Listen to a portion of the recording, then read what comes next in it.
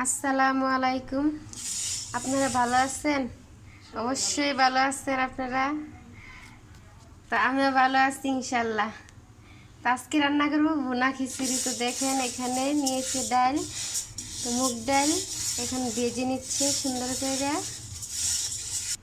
ভাজা হয়ে গেছে। 1 কাপ মুসুর ডাল,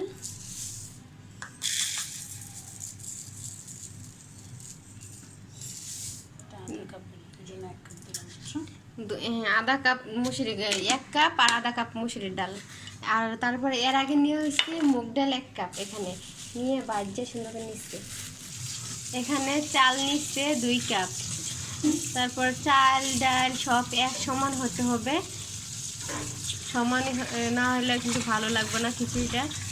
সমান সমান দিতে হবে, চাল যতটুকু দিবেন ডাল অতটুকু দিতে হবে, নাহলে মজা হবে না। এখানে তেল নিয়েছি আর দারচিনি এখানে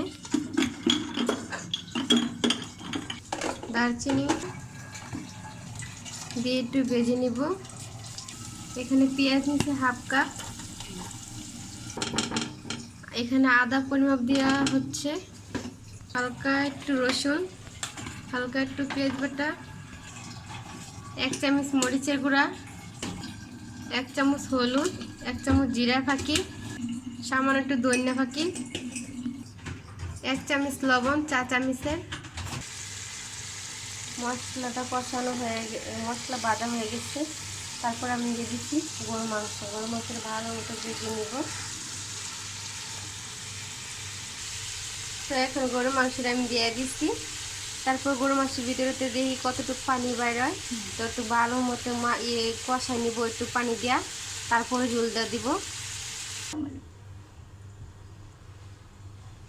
তেজপাতা দাও।